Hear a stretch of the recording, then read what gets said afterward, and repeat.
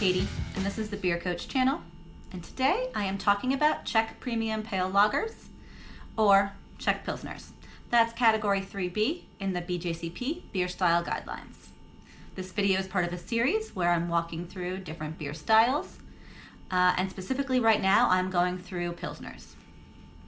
This video could be helpful if you're studying for a Cicerone or a BJCP exam, or if, like me, you just like talking about beer.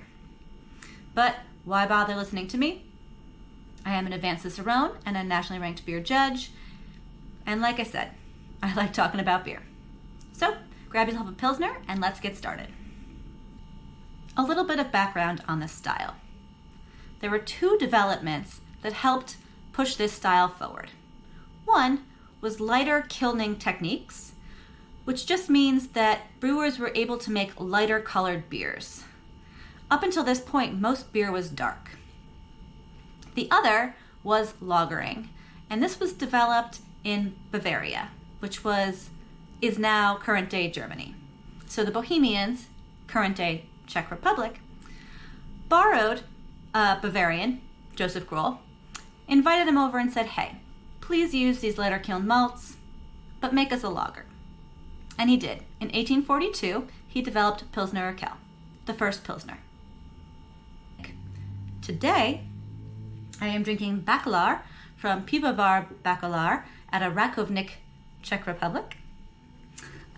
They have a tradition of brewing that dates back to 1454, which they call out on their bottle. It is not a classic example of the Czech Premium Pale Lager style, but I found it in my grocery store. I figured we'd give it a try. They also mention they use a double decoction mash on this brew and traditional Czech ingredients.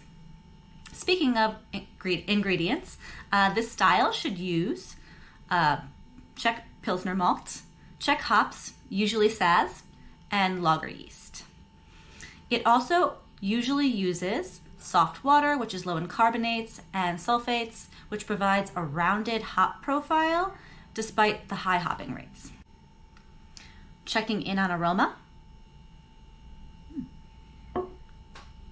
Complex malt character, moderate level, bready bread crust, and a low level of toast. Moderately low hop aroma, spicy with a hint of floral, and clean fermentation character, no diacetyl, which could be allowed for style. Yes, it was a little skunky when I poured it.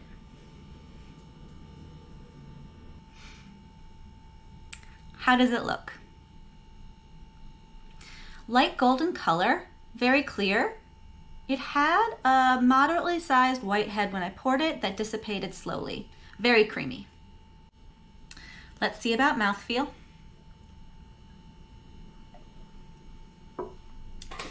Medium body, medium low carbonation, creamy, no astringency, no alcohol warmth.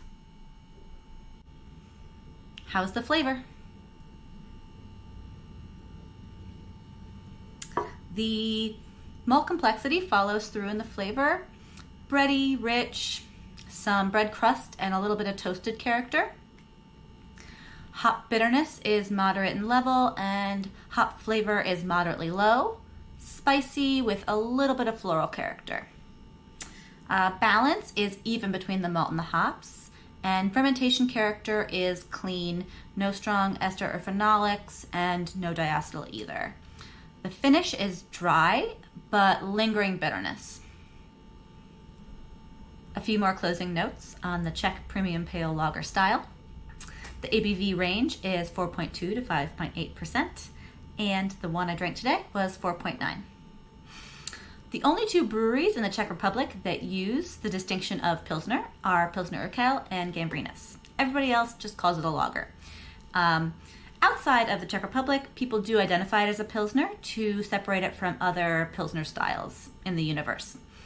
Speaking of comparisons, the German Pilsner is going to be drier, crisper, and more apparently bitter. And the Italian Pilsner is dry hop, so there's going to be more aroma hops there. And finally, the New Zealand Pilsner is also dry hopped, but it uses New World hops, so they're more tropical and fruit forward.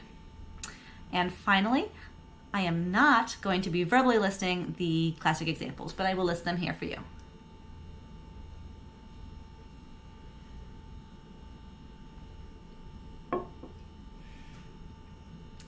I had fun trying a new beer today. I hope you learned a little something. This has been the Beer Coach. Please like and subscribe, and let me know in the comments what you want to be beer coached on next. Cheers.